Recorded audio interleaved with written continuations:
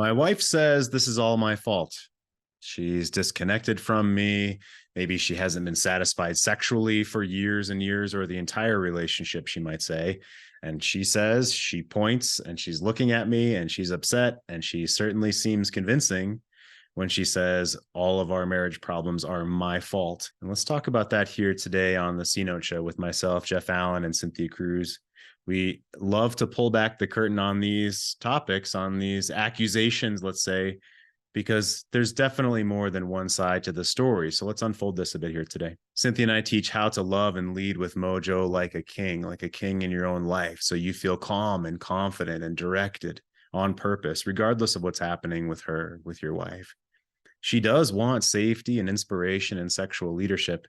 And you want to learn how to avoid big mistakes and solve marriage problems. That's what Cynthia and I are here to teach. So are my marriage problems all my fault? Well, Brene Brown says, here's what we know from the research. Blame is simply the discharging of discomfort and pain. It has an inverse relationship with accountability. Blaming is a way that we discharge anger. So I think you can relate. I think we all can relate that when we're angry, when we don't know what to do, when we have so many choices, we feel anxious, that it's very easy to blame someone or something else for our spot. And here, as a leader within our own lives, when we turn our shoulders towards our own life, and when we turn our shoulders toward the relationship, the men here, you gentlemen here, and myself, we want to learn how to love with mojo, like I just said, with compassion, with perspective. So what's more deep perspective we can have on this other than, yeah, see, she's just blaming me because she doesn't have any accountability. Well, okay, we blame too. When do you blame? When do you blame something outside of yourself instead of looking within and learning from within? We can start there. So why do we blame? Why does anyone blame? Lack of accountability to protect our self-esteem, and maybe it's a learned behavior. Well, we can all relate to that. We don't want to hold ourselves accountable because it's painful. It's painful to think that we messed up at points. It's painful to think that we turned away or we didn't ask her to tell us more about what's underneath that for her, to protect our self-esteem. Because, well, what does failure mean in marriage? And learned behavior. What were our examples as a kid? What were our examples as a child? What is she seen as a child? So before I bounce over to Cynthia, what's something that's incredibly important for us as men is, what are you doing on a day-to-day basis, a week-to-week plan to get outside, to feel contented within your own self, to feel grounded, to feel safe within your own self? Coming here and talking with the guys, certainly reading books, getting outside into nature, doing things that are joyful for you. I hope you're simply not relying on her for your scoreboard of contentment. So let's ask Cynthia. So what do we do about blame? So one mistake is to use emotion in response to blame. So let's say that she's blaming, and we as a men, we get defensive, or we try to shame back, or try to point out the emotion that she's having, this blame. And we don't want to use emotion to combat blame. Why would you say that that's the case, Cynthia? What happens if we get emotional and defensive or angry in response? What happens within her? Yeah, it's such a human reaction to want to defend.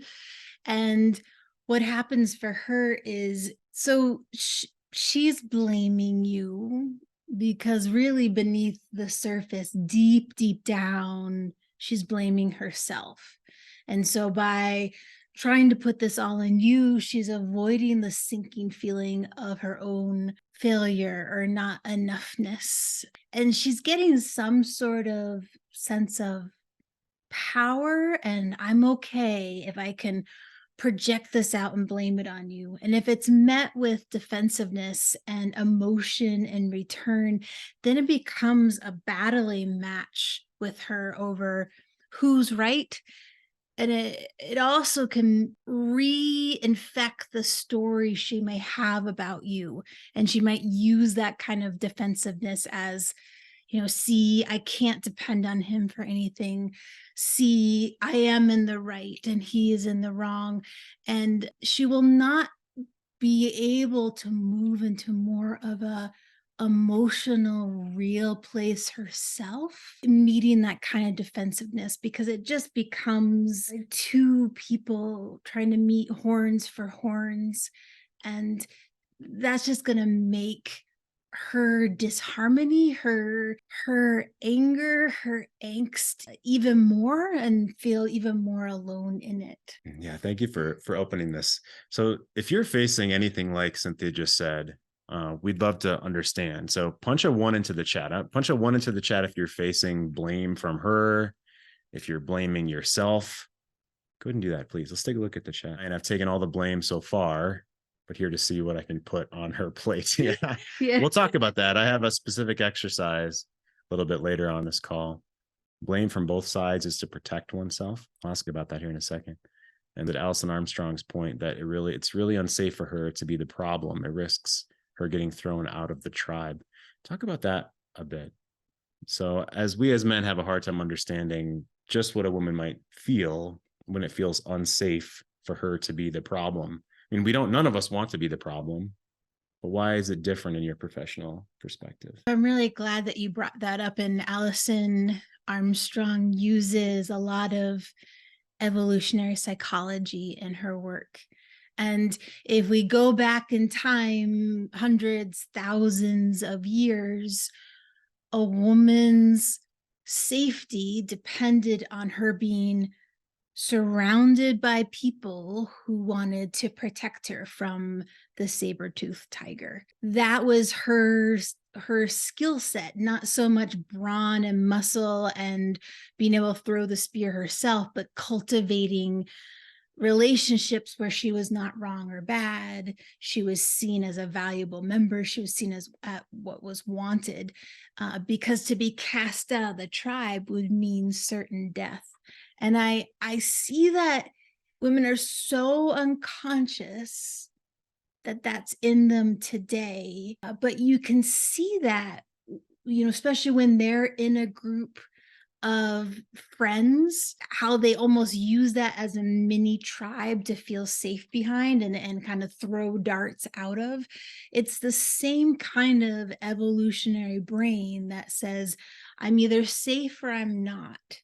And if those who are supposed to protect me see me as wrong or bad, then I can't depend on safety. And that is like her very upmost need and desire to survive and continue to cultivate life with kids, be a mom, be a woman. Yeah, thank you. I'm curious, are you able to come in and talk with us? Do you have a chance to come in and say you've taken Hey all the Jeff, blame how are so you? far?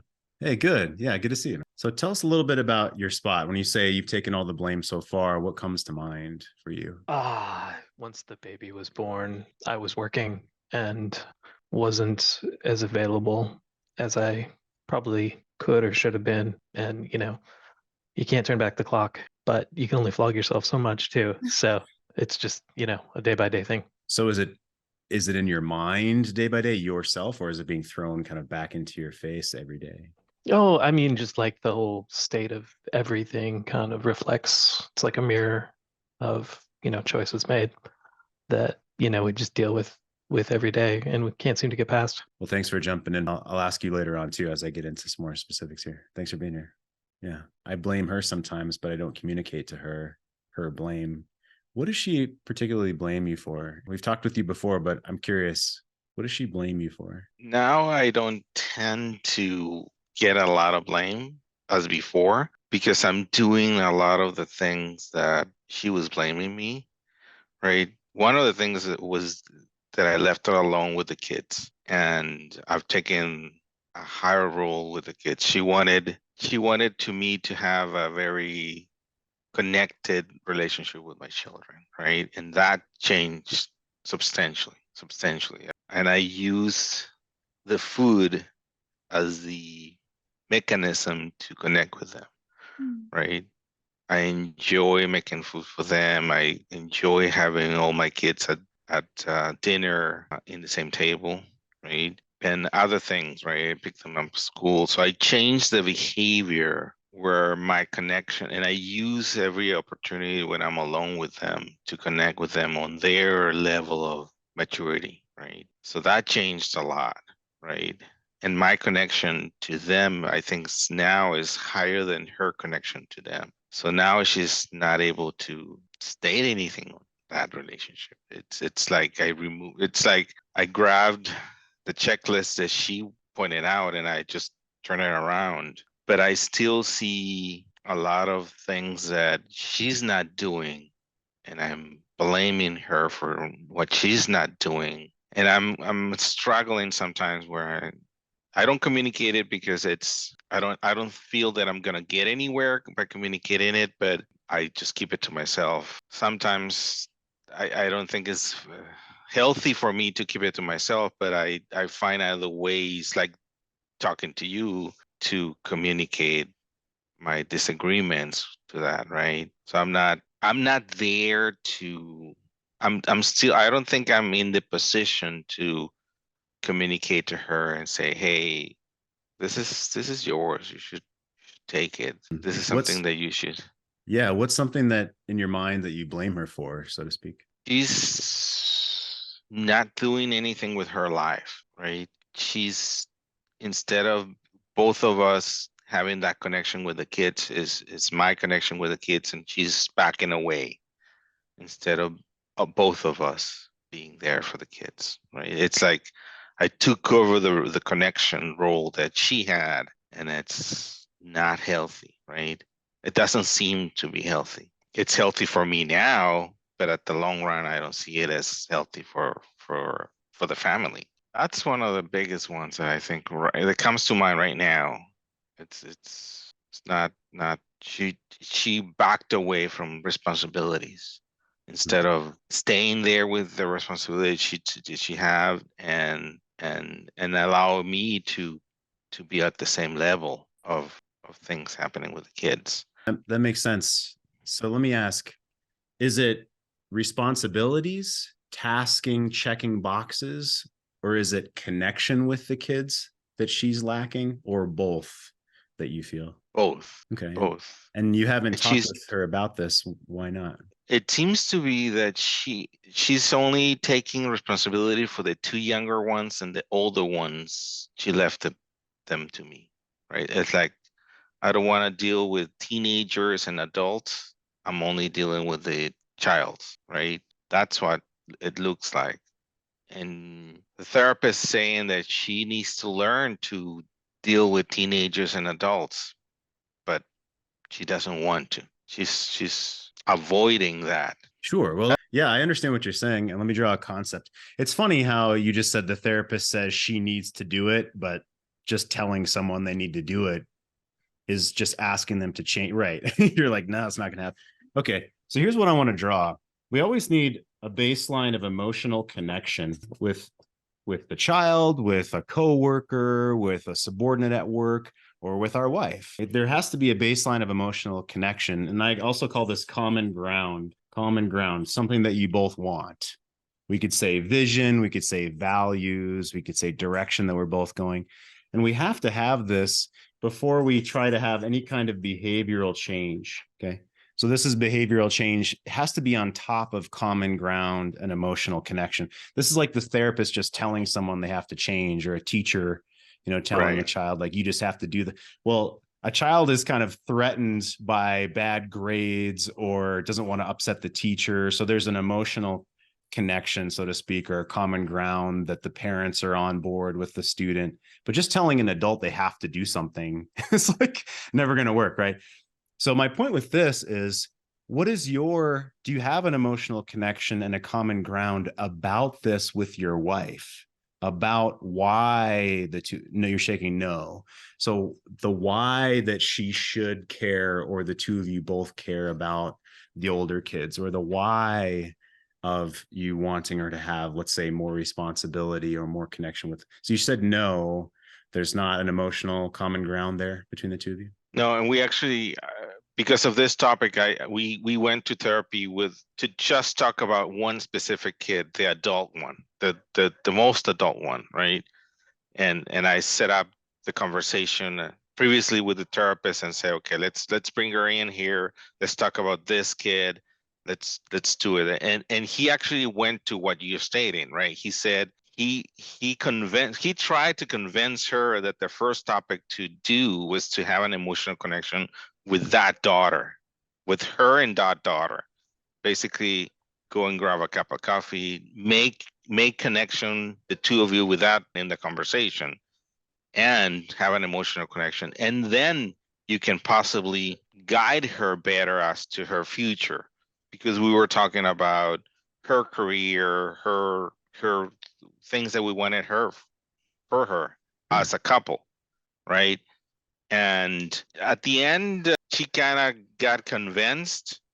She did some things that improved a little bit, but there's more work to be done there within the two of them and myself, right? But there is no agreement between us of what do we want to do with this kid, right? That emotional connection between us and that agreement, what needs to happen there? It's we're in different places. Yeah. Thank you so much. So Cynthia, when doesn't have an emotional connection with his wife about this, and I'll just show number 2 and number 3. So we have to build respect by standing up for ourselves in a compassionate way, not in an emotional way. And number 3 is balance boundaries, which is standing up for ourselves, and positive communication. So positive emotional connection, praising her, seeing the good within her, seeing the value in her heart, these kind of things. So if, for instance, if he isn't standing up for himself, number 2, and if they don't have positive communication about this emotional connection, common ground within any kind of blame or argument, what's going to happen within her? If they're not on the same page emotionally, what happens within her? Yeah, and that's when she starts to pull out phrases like, you're trying to control me, or you're telling me what to do, because it will feel like without emotional connection, directives or suggestions to a woman feels authoritarian, even though it's not. But she'll feel the absence of really being seen and known. And so the more logical, you need to do this, will hit in that. We talked a little bit about evolutionary. It will hit the part of her brain that says, I don't trust this situation. The only person I can trust is myself, which is kind of sad in itself.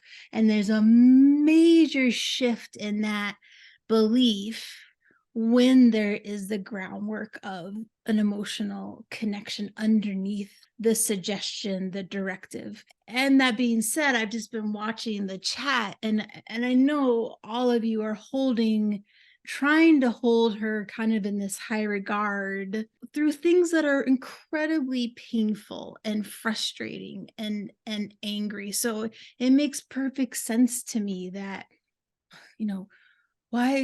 why is emotional connection important, especially when all I can feel this woman's actions are just bringing up frustration and resentment. And it seems like she's pushing away the very thing that she needs to really move forward in this, and to have some allowance, and to do something as important as connecting to her daughter, which I'm sure layers down beneath her defensiveness is something she so wants, and is probably beating up on herself about, that she doesn't have.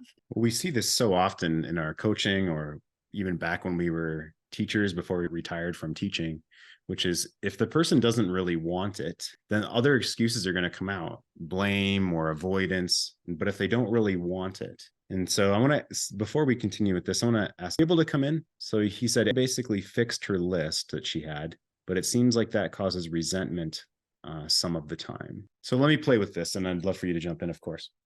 Okay, I did everything on the list, but she's still mad. She's still blaming me. It hasn't solved this. And also now I've turned to her as a leader. Okay, give me a list of how I can fix this, mommy. So talk with us why those things may grow resentment in a woman. Yeah, well, the not being happy, even if the list is complete makes sense to me, because it's really not going down to why she has a list and why she's, dumping on you that they must be done in the first place. And really that dumping, that trying to, I'm going to give you tasks, I'm going to give you to hold all this, has much more to do with the uncomfortable feelings that she's having about herself, about her role in the tribe, probably some deep things about her own identity as a woman, as a girl, and thinking that, if I can just micromanage you and make you hold all the emotional weight of things, she'll feel better. But what she doesn't understand is that if you're following through on, well, we're going to do this, the task, this task, this task, you're not holding the weight of her personal shame. You're taking it with your king's vision and completing. And then she's left with nowhere to, again, pour her own shame. And then she'll be angry that somehow you're not taking care of this feeling for her. And this is really full circle to if she's not taking accountability for her own joy, her own happiness, if she's not allowing you to lead as a man, if you don't have the skills to lead as a man, which are things that we teach here, all of these things, then she's protecting her self-esteem, or it's a combination of learned behavior, and she doesn't want to take accountability for her own pain. I mean, some of these things are simple. Now, what to do about this, they're not so simple. That's why we're here. So Cynthia and I teach how to do these things every day, by the way. If you want to reach out to us, if you have specific questions, greatmenmovemountains.com is our website, or greatmenmovemountains.com/contact. And I'm happy to have a conversation with you and see what we can do with this. So this is from a quote from Teal Swan, the book Anatomy of Loneliness. What to do about blame. If we struggle with shame, and as such seem to inherently take all the blame in any given situation, regardless of whether we want to or not, we have an impossible time separating what we are responsible for from what other people are responsible for in any given scenario. What she suggests in her book is, for yourself, this is not to tell your wife, this is for yourself. If you saw this from a third-party perspective, if you had a non-biased, non-judgmental is the goal, what is hers to own? What is yours? And what is hers to own? Because those of us that are recovering nice guys and we try to take the responsibility for everything, if we struggle with shame, we inherently take all the blame in any given situation because we must be the one that's wrong and bad. She's upset, so I must have done something wrong, even though that's not necessarily true. That's the story that she's putting on the table. And maybe you're inserting yourself or accepting being put into that story without any kind of pushback at all, without any kind of introspection. So here's one piece of homework. What's mine to own and what's hers to own? And if you're able to come in here, that'd be great. I blame her for removing any intimacy, and she blames me for ruining intimacy due to the pressure I put on her to have it. Yeah, tell us more about that, please. Just kind of this expectation that she was always going to be the wild firecracker, and it just kind of stopped. And a lot of, incredulous, what do you mean? Why you never have sex? Blah, blah, blah, blah. This little boy bullshit. But, after kind of going through the stuff and doing some of the work with you guys, identifying it now, it's very, obviously unattractive, right? You're not going to bargain your way into getting more sex and turn her back into the firecracker she once was. But, it's been about a year and she still is kind of throwing stuff like that in my face. So now we're just kind of in this blame standoff. And the latest random accusations is, I guess we got in some pretty heated arguments back in the day, not recently, but back in the old days. And she just keeps telling me how she doesn't feel safe with me, which really, as a man, I'm sure you understand this, Jeff, it just crushes you, because that's what you do. You protect and provide. And so to hear your woman tell you that she doesn't feel safe with you is just like the biggest gut punch, And so I don't agree that I've never done anything, right? I mean, I've raised my voice, right? I'm a big, scary man, and I get that, especially after reading Alison Armstrong. But I really, really struggle. Like, I kind of almost don't validate it. Like, you're just saying that shit because it hurts, So, yeah, that's kind of where we are. And I'm struggling with how to rebuild safety with her, especially backstory there is she's got a girlfriend whose previous husband did beat her. And so I'm sure she's going to the girls for support, and they're like, get away, you're not safe, shit like that. So, again, never put a finger on her, and she's acknowledged that, but she still likes to tell me how, she just doesn't feel safe with me. And it's just like, oh my God, what do you do? Yeah, So, it's horrible to hear that. Of mhm. course, I agree with you. Absolutely. It's terrible because it's never our intention. It's something that we've never even envisioned that we could do as a man. Right. Yeah. I mean, I raise my voice, and I just implicitly assume you understand that I'm just heated, right? I'm not coming at you. So anyway, Yeah. So let me but ask. just one last thing about that, and about something that I've tried to fix. Going to bed angry sucks. There's times when she would get just flushed with emotion and just storm out, and I'd be like, hey, and I'd go after her, and I'm not finished. Let's keep talking about this, blah blah blah blah. And I think those are the times where she felt, unsafe. So, but anyway, I'm sorry to cut you off. Yeah, no, that's exactly what I was going to ask you here. So what are some things that you can own? And that was one of them. Chasing her down, using emotion to combat this. It's number one on the don't on this list, right? Don't, right. And we're learning that now. We wish we'd have learned this 20 years ago, but we're learning it now. So what else can you own of the situation? And then I'll ask, what do you think is really hers that you can't control? Mine to own would be changing the way I approach her sexually, changing the way I respond to rejection, which I'm 90% there, right? She rejects me all the time, and I'm like, okay, cool. The other day she rejected me. It wasn't the rejection, it was her passive aggressive, bitchy rejection, where I, invite her to come to bed, and she's like, okay, I guess she wants sex, like in a real asshole way.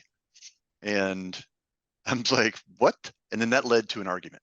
Not because I wasn't going to have sex, because what in the fuck is wrong with you for responding to me like that? Just say, not tonight, babe. You know what I mean? So she still acts as if it's going to lead to an argument, or it's going to lead to me pressuring her for sex, which I guess there's muscle memory going on there.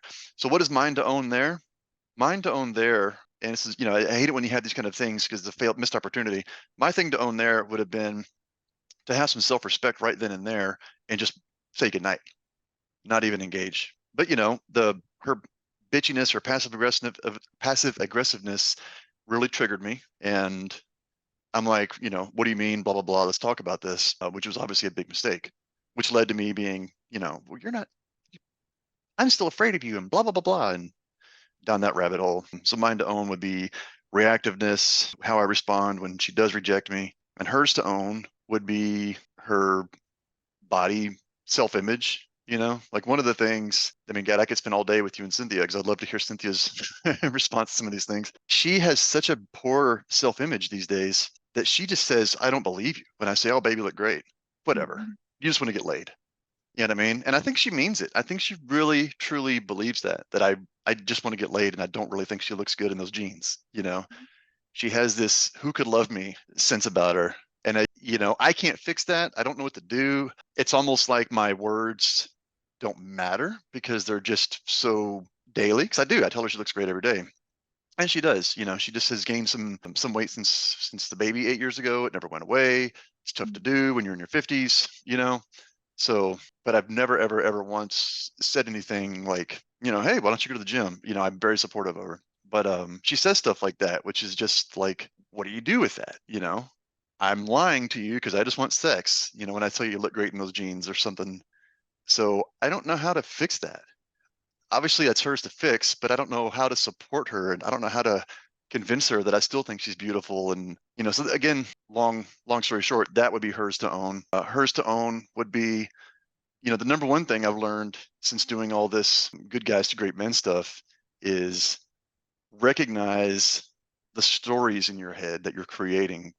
You take an action, and then you attribute all this meaning to it, and she has just piled on and piled on all of these interpretations that all equal me being a villain, whether it be BS accusations where I'm trying to turn the kid against her, which of course I would never do. My child's mental and physical health are my number one priority in the world, and I would never do anything to harm that. And that would include, loving his mother. So these are stories, and she's built a pretty good novel, The Villain. And it's weird when you realize you're sitting across from somebody that doesn't really see you. They see their 8 years worth of storytelling of who you are. And I don't know how to get out of that. I can be perfect every single day, but it never fails. There's always something that's misinterpreted as proof. There's proof that you did, and that's honestly when the real fights happen. Like, I'm pretty good at managing the day-to-day storms of just hey, it's not about you, she's just having a bad day. I used to take that shit personally. Now I'm solid with it. I'm 100%. The things that do blow me up are the accusations, the false accusations. That's where I come unglued, because it's just, justice, right? Like, I don't want to be falsely accused of random shit. So, but speaking of, that's a good thing that I've been thinking about, is how do when you're that's the weird thing. When you're defensive about something that is a figment of her imagination, it's like you feel the need to defend yourself, but it's not even real. Like, what's the right move there? Like, I feel like I need to explain to myself. Stupid example. If you guys have time, I know it's a quick one. She was out. I didn't know when she was getting home, but we all knew where she was. My son, this is a couple of years ago, actually. My son is like, "Where's mommy?" I'm like, "I don't know." And I answered it the same way you would answer, "Where's the pizza guy?" No one really gives a shit where he is. It's a substitution in your brain for when is the pizza guy going to get here. So he's like, "Where's mommy?" And I'm like, "I don't know." And then he got scared and went and said a prayer for her. Then he came back and he said, "I prayed that mommy would find her way home." And I was like, "Oh, baby, she's at the baseball field. She'll be home soon. I just don't know when exactly." And he's like, "Oh, okay. No big deal." Wife came home, told her the story. I was like, "Oh my God, it was so cute." And she just looked at me like with just this hatred. And to this day, this just came up 2 days ago. I will never forget how you tried to scare into thinking that I wasn't coming home. She still fucking has that story in her head. And what are the facts? What did I do? Son asked me where mommy was. I said, "I don't know." Those are the facts. And what she extrapolated from that is, and again, her telling me, "I will never forget that you did that," is just like, wow, what do you even, there's nothing to defend there or explain. I'm falling right into the Glover, do not do this, right? Defend and explain. But I feel the need to address it, even though it's, an old stuff. But the bottom line is, she sees me through that lens of anything I do has to be filtered through a lens of what are his evil, terrible intentions, and sorry for hijacking the meeting. I feel like I'm talking too much. No, this is good. Okay. So one thing is this is what we do professionally all the time, right? So if you'd want to have a deeper conversation or a longer conversation about how we can unfold all of these things, we're talking about variables of her identity, your identity, how you handle it. Okay. So there's lots here. Let's go at one piece I want to say, and then I certainly want to ask Cynthia about some of this too. It goes to our absolute core and our integrity that we want to be with this woman for the rest of our life. We want to build a family with this woman. We want to build a future together. And in that vision is not someone who thinks we're a piece of shit, villain, bad guy who's trying to do XYZ bad things.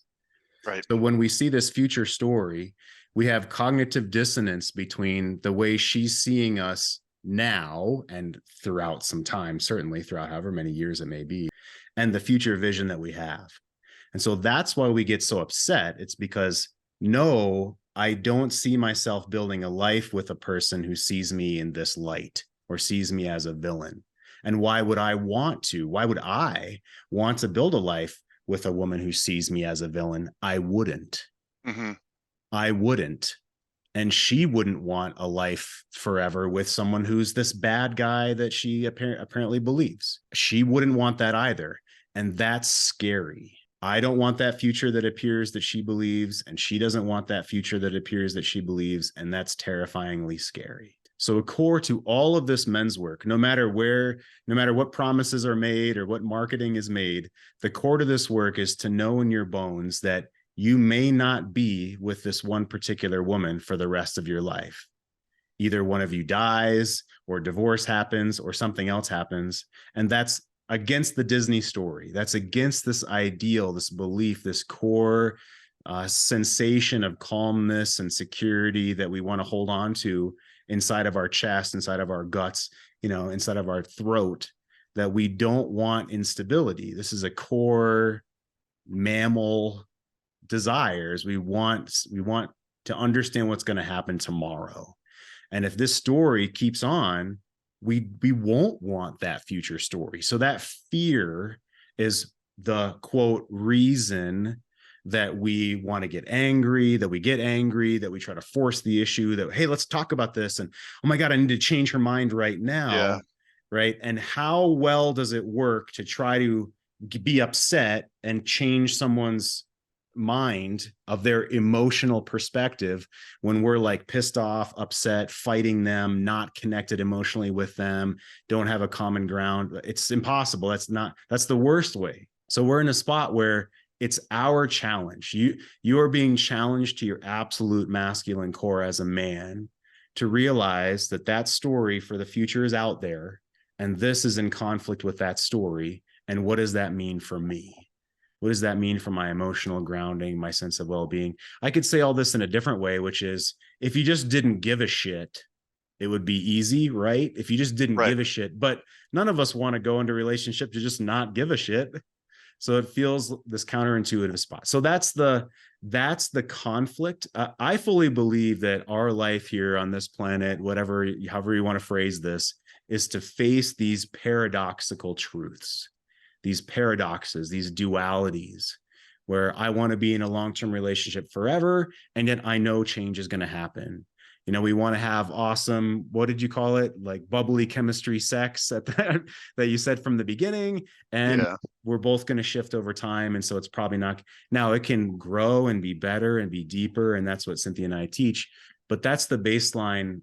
So if we pull back the curtain and we see the little man, the Wizard of Oz pulling the levers, that's the first step in giving us a shot at understanding this, having perspective on this, not getting so emotional about this. Okay, real quick, part of 1, 2, 3 here, which you and I and other guys, we'd have to go through this more deeply. Standing up for yourself in a non-emotional way, but balancing with positive communication. So there's a lot of imbalance in what you said, right? Being emotional, not really knowing how to stand up for yourself in a compassionate way with emotional connection first. All of this how is what Cynthia and I teach in our coaching and in our groups and things. So let me pause there.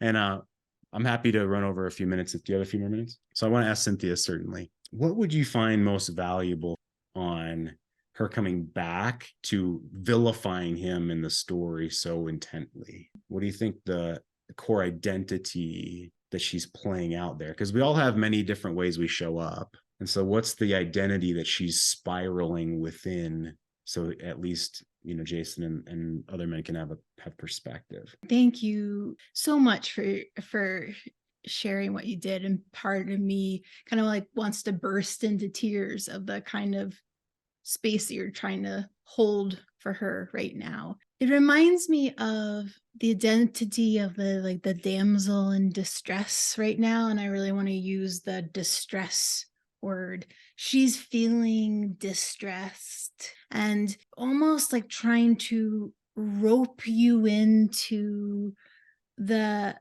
story that she's being put upon, that she's unsafe, that her distress has to do with your quote unquote badness or masculine badness, and like everything you mentioned about body image, like that rings so true.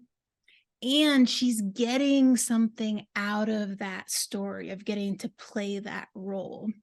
And it's giving her a sense of every time you engage in that story, as in, well, I'm going to defend myself here, she gets kind of an energetic hit off of that confirms that she can be kind of the helpless, I'm lost, someone else is to blame. And it's still kind of a chord for her of connection, because as long as she has you as the villain, she's connected to something and some reason. If that cord was to stop, if you were to kind of drop the rope on being part of the story back and forth, then she wouldn't get anything out of that. And that really invites her into more personal awareness of, she could either distress further, or there could be steps forward she could make where she's getting energy more from herself instead of just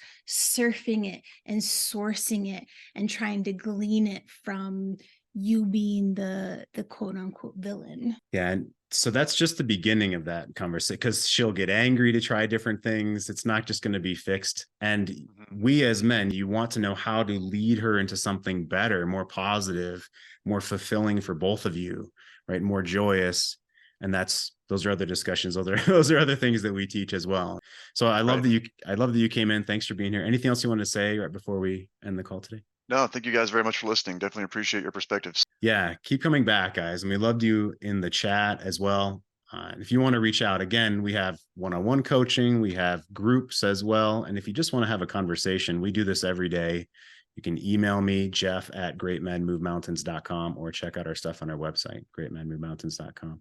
Appreciate every one of you for being here. Thanks, Cynthia. See you guys next week, same time. Ciao.